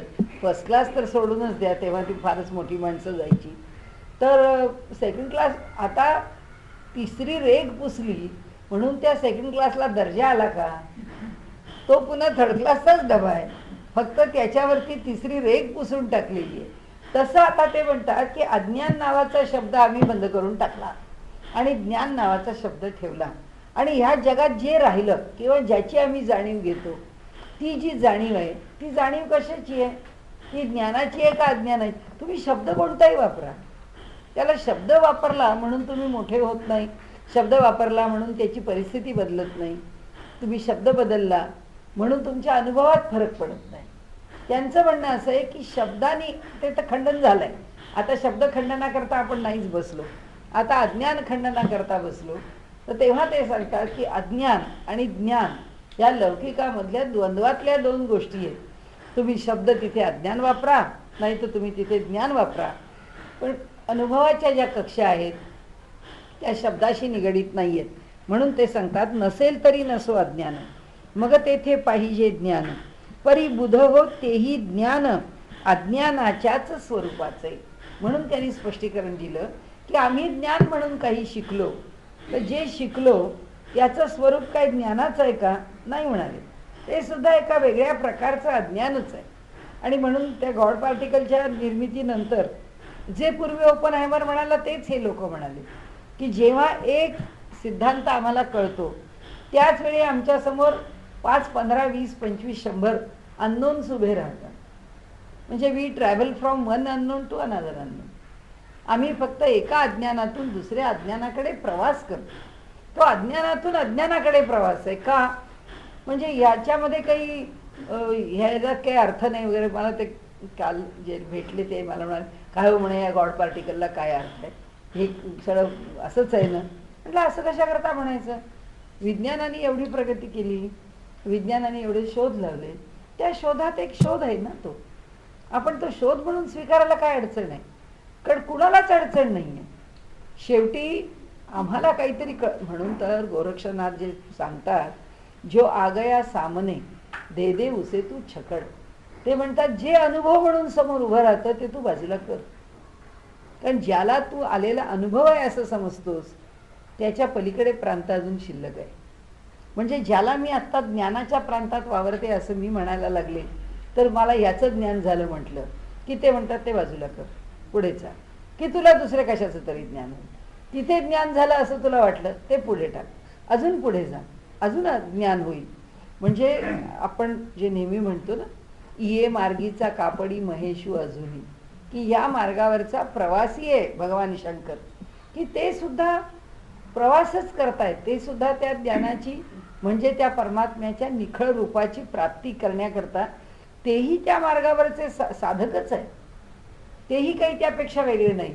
मग आम्हाला ज्ञान मिळालं, ह्याचं अज्ञान दूर केलं, हे म्हणण्याचा अधिकार आम्हाला नाही आहे, असं त्यांना आपल्याला सांगायचं आहे.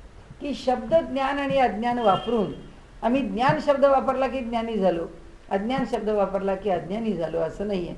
जसं आता आपण म्हणतो की अहो यांनी त्या विषयात PhD केली, अहो त्यांची त्या विषयातली डिलीट आहे, अहो हा मनुष्य त्या विषयामध्ये, आता मी म्हटलं तसं की जगातला 5वा सायंटिस्ट आहे, 7वा सायंटिस्ट आहे. त्यांना विचारलं तर म्हणजे कालच परवाच्याच दिवशी मला ते मॅथमॅटिशियन भेटले की जगामध्ये जो मान न्यूटनला इंग्लंडनी दिला तो त्यांना आत्ता दिला आहे. लहान आहे मुलगा, तो वयाने फार मोठा नाही आहे, 45 वर्षाचाच आहे. आणि त्यांना ते एक ग्रेट मॅथमॅटिशियन म्हणून त्यांना जो अवॉर्ड मिळालं आणि ते भेटले. तर मी त्यांना म्हटलं, अहो तुम्ही आम्हाला तुमचं काहीतरी सांगा, तुम्ही आमच्याच प्रांतातला आम्हाला विचारताय, तुमच्या त्याला आमच्या प्रांतात काय आहे सांगण्याचं. म्हटलं का नाही आहे, आम्हाला पुष्कळ कळेल ना, माहिती होईल त्याची. नाही म्हणाले असं काही नाही आहे, सगळं असंच असतं, कुठे आम्हाला काही कळतं म्हणाले. म्हटलं आता तुम्हाला जर कळलं नाही, जगातल्या इतक्या लोकांनी तुम्ही जर 5वे मॅथमॅटिशियन, 4थे आणि इथे तर तुम्हाला आता यावर्षी लंडननी तुम्हाला एवढी मोठी जर पदवी दिली, तुम्हाला नाही कळलं तर कोणाला कळणार. पण म्हणजे त्या बोलण्याचा अर्थ काय झाला की ज्याला त्या विषयाचं ज्ञान झालं असं आपल्याला वाटतं, तो मनुष्य ताबडतोब म्हणतो की हे ज्ञान झालं, याच्यापेक्षा न ज्ञान होण्याचा प्रांत अधिक आहे. दुसरं आपल्याला उदाहरण घेता येईल शंकराचार्यांचं, जे आपण नेहमी घेतो. त्यांच्या विद्यार्थ्यांबरोबर ते समुद्राच्या किनाऱ्यावर बसलेत आणि त्यांच्या हातातला जो दंड आहे तो त्यांनी सागरामध्ये बुडवला, असा उभाच्या उभा, आणि तो वरती काढला. तर ते विद्यार्थी बघत होते. तर त्यांनी सांगितलं की गुरुजी असं का केलं. नाही म्हणाले, तुमच्या प्रश्नाला उत्तर दिलं. कारण विद्यार्थ्यांनी त्यांना विचारलं, गुरुजी तुमचं सांगितलं, म्हणजे म्हणाले गुरुजी तुमचं ज्ञान ह्या सागरासारखं अमर्याद आहे. कारण माझं ज्ञान सागरासारखं अमर्याद आहे. म्हणून त्यांनी आपला दंड उभा खाली त्या सागराच्या जलामध्ये ठेवला आणि बाहेर काढला. ते म्हणाले, या उभ्या लाकडाला या सागरातलं जितकं पाणी चिकटलं आहे किंवा लागलं आहे, स्पर्शलं आहे, तेवढं ह्या जगातल्या ज्ञानाचा मी भाग घेतलेला आहे. आता शंकराचार्यांना जर तेवढं ज्ञान प्राप्त आहे, तर आपल्याला अज्ञानाच्या प्रांतात कुठे जागा आहे आपल्याला माहिती नाही. म्हणजे प्रांत कोणता आहे त्यांना सांगण्याचा हेतू एकच आहे की जगामध्ये शब्द ज्ञान वापरलं का अज्ञान वापरलं माहीत नाही. म्हणजे याच्यात फिलॉसॉफी आहे एवढीच की ह्या जगामध्ये आधी त्या ब्रह्मावर चादर टाकून, आधी त्या ब्रह्माला झाकून, मग आम्ही हे जग निर्माण करून या जगात जो खेळ उभा केलेला आहे, हा खेळ आम्ही कितीही खेळत राहिलो तरी तो अज्ञानातच आहे. आम्हाला अज्ञान शब्द नाही बरा वाटला, काढून टाका म्हणा, तो ज्ञान आहे असं म्हणा. तो ज्ञान आहे म्हटलं तरी ते पुन्हा अज्ञानच आहे. कारण जे झालेलं ज्ञान आहे त्याच्या पलीकडे पुन्हा ज्ञान शिल्लकच आहे. ही त्याच्या मागची भूमिका आहे. ज्ञानाच्या पुढे ज्ञान आहे, अज्ञानाच्या पुढे अज्ञान आहे. म्हणून नसेल तरी नसो अज्ञान, मग तेथे पाहिजे अज्ञान. परिबुध हो तेही ज्ञान, अज्ञानाच्याच स्वरूपाचे. ज्ञानाला सुद्धा अज्ञानाचीच कक्षा आहे. पाहता ज्ञान अज्ञान हे सापेक्ष एकमेकाला गुण, एवढ्याच पातळीवरती कळतं. आता काल आहे, कालाचं मापन काय करणार आम्ही, पण आम्ही सापेक्षतेने करतो. पहिली सापेक्षता आम्ही दिवस आणि रात्र घेतली आणि मग त्याच्याबरोबर आम्ही त्या कालाचं मापन सुरू केलं. या क्षणानंतर तो क्षण, क्रोनॉलॉजी क्रम लावला, त्या क्रमाने मग आम्ही ते मोजत गेलो. मग मोजत गेल्यानंतर इतके तास प्रत्येकाला मापन लावलं ना आम्ही. आणि आपण गेल्या वेळी म्हटलं तसं की कोणतंही तत्वज्ञान असो किंवा कोणताही विषय असो, म्हणजे मॉडर्न सायन्सेस असो की आमचं हे पुरातन फिलॉसॉफी असो, या प्रत्येकामध्ये सूत्र एकच आहे की आम्ही जे घेतलं आहे ते मापायला घेतलेलं आहे. त्याचं मापन आहे. आम्ही माप करण्याचे प्रकार वेगळे आहेत आणि म्हणून ईश्वर अमाप आहे. ईश्वराला मर्यादा नाही, तो अमर्याद आहे आणि त्यामुळे ईश्वराला आम्हाला मापता येत नाही. हे ह्या तत्त्वज्ञानाला सारखं सांगायचं की आम्ही आमची प्रत्येक शास्त्र जी आहेत ती एका विशिष्ट पद्धतीने तयार केली आहेत आणि त्या तयार केलेल्या शास्त्रांनी आम्ही त्याला उत्तर द्यायचा प्रयत्न करतो आहोत. हा कितीही प्रयत्न आम्ही केला तरीसुद्धा इथे परमेश्वराला जाणून घेण्याचा, मग ही अशी उत्तरं का येतात, अशी उत्तरं ते का देतात, त्याचं कारण आहे. ते म्हणतात आम्हाला हे मापलं असं वाटलं तरीसुद्धा ह्याच्या पलीकडे तो आहे आणि म्हणून उपनिषदांनी एकाच ठिकाणी उत्तर देऊन ठेवलं की तदेव ब्रह्मत्वम विद्धी नेदम यदिदम उपासेत. तू ब्रह्माचं ते स्वरूप आहे असं समज की जे आपल्याला मापता येत नाही, की ब्रह्माला मापताच येत नाही. तुला हे दिसलं वाटलं की ते त्याच्या पलीकडे. तसं गोरक्षनाथांनी म्हटलं जो आ गया सामने दे दे उसे तू छकड. तू ते बाजूला कर, तू पुढे चल, कारण जे तुला दिसलं नाही ते अजून पुढे आहेच. म्हणून भगवान शंकर म्हणतात किंवा त्यांच्याबद्दल म्हणतात की ये मार्गीचा कापडी महेशू. अजून प्रवास करतायत, पाहतायत, तरी अजून आहेच, तरी बाजूला होत आहे, अजून पुढे आहेच. म्हणजे ही जी मर्यादा आहे ती त्यांनी सांगितलं की ही सापेक्ष ज्ञान आहे. एक युनिट घेतलंय, कापड किती पाहिजे, द्या तुम्हाला पाहिजे तेवढं. म्हणजे तो दुकानदार म्हणेल कसं देऊ, तुम्हाला पाहिजे तेवढं पाहिजे. आहो नाही, मला शर्ट होईल एवढं. आपण शर्ट होईल एवढं म्हणजे त्याचं माप सांगा, की आलं ना मापन. एक वस्तू आली की त्याचं मापन आलं आणि मापण्याशिवाय तुम्ही काही करू शकत नाही, कारण त्याची किंमत नाही लावू शकत ना, त्याचं अंदाज करू शकत. शिंपी पहिल्यांदा विचारतो कापड किती आणलं, कुणाकरता आणलं, हे त्याला पुरेल की नाही. आपण सांगतो की इतके मीटर आणलं, आता म्हणतो पुरेल पुरेल. याचा पणा किती आहे, प्रत्येकाचं मापन आहे आणि मापनामध्येच ह्या जगाची प्रवृत्ती आहे किंवा या जगाला नियमामध्ये बांधल्यामुळे आम्हाला मापनाने हे जग समजू शकतं. हे लोक जे सारखे म्हणतात ना, काल परवा कोणी सांगितलं बरं, हां मंगळवारचा तास होता रुक्मिणीकडे, तिथे त्या एक जण आल्या होत्या. त्या म्हणाल्या अहो तुम्ही असं कसं म्हणता की विज्ञानाने केलेले जे प्रयोग आहेत ते प्रयोग आणि ईश्वराच्या करता केलेला विचार हे दोन्ही सारखं आहे. म्हणतं दोन्ही सारखं नाहीच आहे, पण म्हणाले तिथे आम्हाला रिझल्ट दिसतो, तुम्ही करता इथे आम्हाला रिझल्ट दिसत नाही. म्हटलं तुम्हाला पाहिजे त्या अपेक्षेने रिझल्ट दिसत नाही. रिझल्ट सगळीकडेच आहे, रिझल्ट नाही अशी स्थितीच नाही आहे. फक्त एकच आहे की व्यवहारामध्ये ही सृष्टी नियमाने बांधली आहे आणि विज्ञान जे आहे ते त्या बांधलेल्या नियमात चाललेलं आहे. त्या बांधलेल्या नियमाच्या बाहेर पडू द्या बरं. त्या बांधलेल्या नियमाच्या बाहेर जे जे पडलं ते एकदा टाकलं पुन्हा स्वीकारलं. त्याच्यामध्ये सायकॉलॉजी आहे.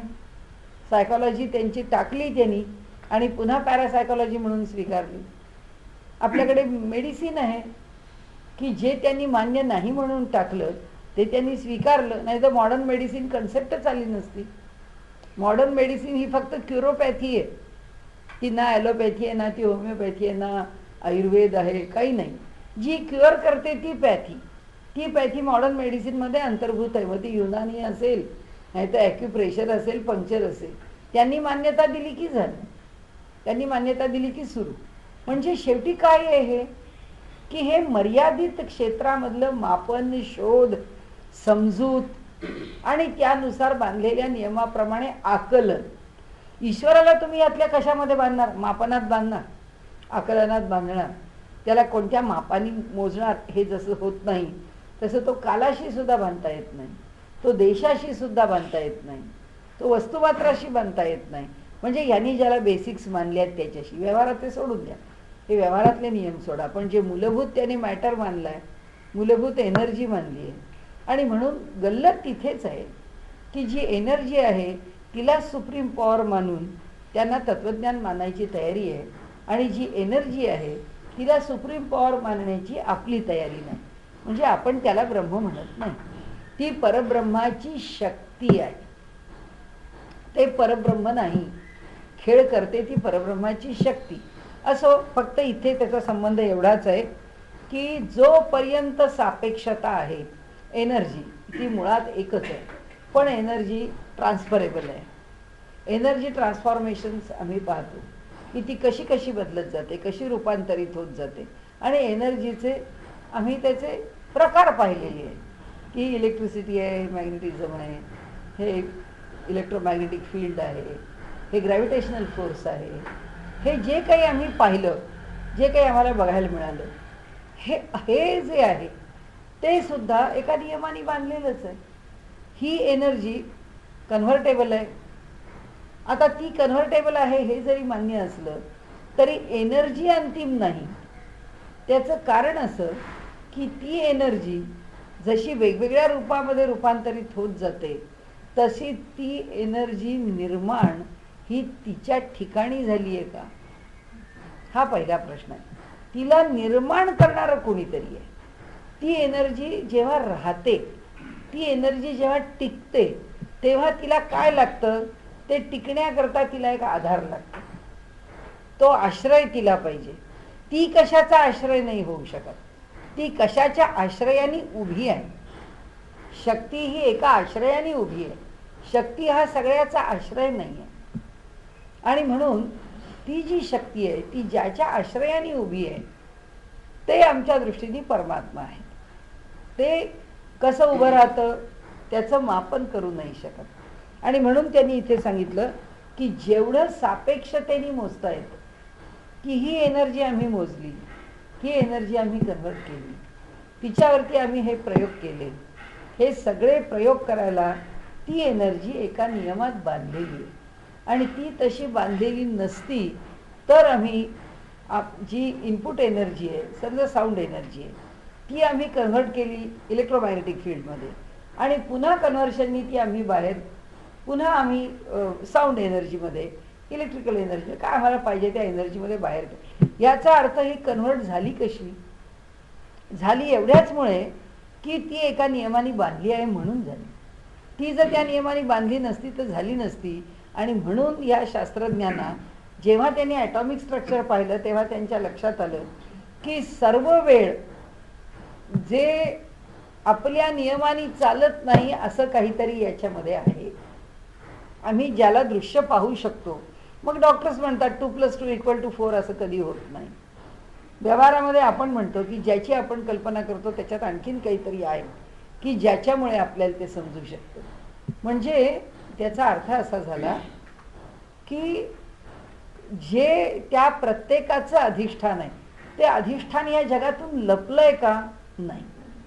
म्हणजे आपला मुद्दा इथे काय चाललाय आता, तो असा चाललाय की आम्ही ज्याला ज्ञान म्हटलं, आम्ही ज्याला अज्ञान म्हटलं, त्याच्या पलीकडे त्या परमात्म्याचं लक्षण पण ज्ञान असंच आहे. तो सत्यम ज्ञानम अनंतम नित्यम या लक्षणांनी सांगितलं आहे. म्हणजे तो ज्ञान आहे. आणि इथे पण ज्ञान अज्ञान म्हणतो.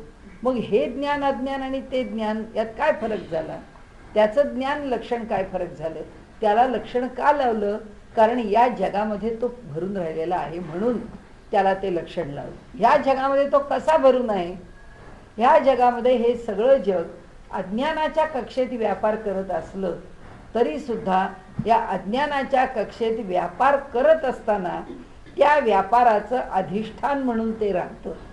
म्हणून ह्या ज्ञान अज्ञानाच्या पलीकडचं ज्ञान हे ज्ञान अज्ञानाचं अधिष्ठान आहे. तो अधिष्ठान आहे आणि हे ज्ञान अज्ञान आहे. त्या अधिष्ठानावर ज्ञान अज्ञान, सुख दुःख, व्यवहारात सुख दुःखाचा विचार करतो. तो कसा आहे, तो सुखरूप आहे, तो सत्यचित आनंद आहे, तो आनंदमय. त्याचं आनंद हे कशाला अधिष्ठान आहे, व्यवहाराच्या सुख दुःखाला अधिष्ठान. पण आता आपण म्हणू मग तो तर जगात आहे, तुम्ही तर म्हणता अज्ञानाची चादर टाकली आहे. बरोबर आहे, अज्ञानाची चादर टाकून आम्ही जग पाहतोय. या जगामध्ये अज्ञानाच्या चादरीशिवाय जर ते ज्ञान नसतंच तर संत आम्हाला इथे बघायलाच मिळाले नसते. फक्त अज्ञानाचा खेळ करणारी माणसं इथे वावरली असती, ज्ञानाच्या प्रांतातली माणसं वावरली नसती. तो जर इथे उपस्थित नसता, ते जर अधिष्ठान इथे उपस्थित नसतं आणि ते अधिष्ठान जर इथे उपस्थित नसतं तर आम्ही पण ज्ञान आणि अज्ञान ह्यातला भेद जाणू शकलो नसतो. कारण एक सत जे टिकाऊ अधिष्ठान एक असावं लागतं, त्याच्याच पार्श्वभूमीवर जे टिकाऊ नाही ते आम्ही अनुभवू शकतो. म्हणजे कसं, आपल्या देहापुरतं विचार केला तर जागृती, स्वप्न आणि सुषुप्ती या 3 अवस्था आम्ही अनुभवतो, कारण आमच्या इथे तुर्यगा स्थिती आहे म्हणून. तो तुर्यगा आत्मा नसता याला समर्थाने फार चांगला शब्द वापरला. त्यांनी त्याला साक्षी ब्रह्म म्हटलं, की ते म्हणतात हे साक्षी ब्रह्म आहे साक्षीला, म्हणून ह्या 3 अवस्था आहेत. म्हणजे आता त्यांना जगातलं काय सांगायचंय? जगातलं जे द्वंद्वात्मक ज्ञान अज्ञान, सुख दुःख, धर्म अधर्म हे जे आहे, हे सगळ्याचा खेळ तेव्हा चालतो की जेव्हा त्या अधिष्ठानावरती वाजून वेळ होऊन गेली का 5:45 आपण थांबूया, कारण मला इथे दिसलं नाही मग अशी, मला 5:30 होत आहेत असं वाटलं. म्हणून ज्ञानापेक्षी जे अज्ञान, म्हणजे ज्ञानाच्या अपेक्षेने जे अज्ञान आहे ते आपण नाहीसे होऊन प्रकटविज्ञाना कारण गौरवार्थ तयाच्या. म्हणजे आम्ही शाळेमध्ये गेलो, आम्हाला एकही अक्षर काढता येत नाही. आमच्या शाळेतल्या बाईंनी आमचा हात धरून गिरवायला शिकवलं, अ आ इ ई. म्हणजे त्यांनी काय केलं, अ नावाच्या अक्षराचं अज्ञान आहे ते आमच्या हाताने गिरवून आमच्या हातातून पुसून टाकलं. म्हणजे कशा करता? ज्ञानाच्या गौरवाकरता. कोणत्या ज्ञानाचा गौरव? इलिटरसी गेली पाहिजे, लिटरसी आली पाहिजे, निरक्षरता गेली पाहिजे, साक्षरता आली पाहिजे. आता मग ते ज्ञानही तैसे करी. आता मग ज्ञान काय करतं? ज्ञान कशाचं झालं? अ आई उ ए.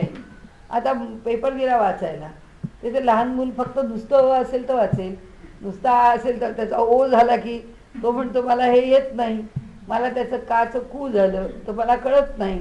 तर आता ते म्हणतात आता हे जे ज्ञान आहे त्याचं अ आई हळक्षज्ञपर्यंतचं ते ज्ञान काय करतं? ते ज्ञान तैसे करी. काय करी? आपण अज्ञान होई सर्वतोपरी. ते ज्ञान आता अज्ञान होतं. म्हणजे पुस्तक घेतलं वाचायला, आता फक्त बाराखड्या माहिती आहेत. आता बाराखडीने पुस्तक वाचता येत नाही हे पहिल्यांदा कळलं, म्हणजे तिथे अज्ञान प्रकट झालं. त्या जसं ते आमच्या चिवी जोशींनी म्हटलं, ह्या त्या रस्त्यावरून तो विकत असतो चष्मे, तो म्हणतो या चष्म्यांनी कोणाला बी वाचता येतं, म्हणून त्यांनी वाचायला घेतलं. तो म्हटलं मला काही बी वाचता येईना. तर म्हणाले असं कसं? यांनी येतं वाचता, पण हा निरक्षरच आहे, तर नुसता चष्मा कसा वाचवी? तसं त्यांनी म्हटलं की त्या अज्ञानी एक ज्ञान मिळवलं बाराखडीचं, पण बाराखडीचं ज्ञान आता त्याला पुढे वाचू देणार नाही. म्हणजे ती बाराखडी जी आहे ते जे ज्ञान आहे त्यांनी ह्याला अज्ञानात टाकलं. ते ज्ञान म्हणाले मी आता अज्ञान आहे, मी तुला हे वाचून दाखवू शकत नाही. मग आता ते अज्ञान झालं, आता पुन्हा ज्ञानाचा घे शोध, असं त्यांनी म्हटलंय. ज्ञानपणाची नुरवी उरी निज ठाई यत्किंचित, म्हणून ते लटकेची दोघे जण. म्हणून ज्ञान पण लटकं आहे आणि अज्ञान पण लटकं आहे. ज्ञान आणि अज्ञान जेथ सापेक्षत्व जाण तेथे लटपट केव्हाही. जोपर्यंत ज्ञानाची मर्यादा ही सापेक्षता आहे तोपर्यंत ज्ञान आणि अज्ञान दोघेही आपल्या जागेवर लटपटतात, ते उभे राहू शकत नाही. आणि म्हणून तो परमात्मा एकटा एक खंबीर पाय रोवून उभा आहे, म्हणून जगाचा ज्ञान अज्ञानाचा खेळ चालू आहे, नाहीतर तो काही चालला नसता, असं माऊलींना आपल्याला सांगायचं.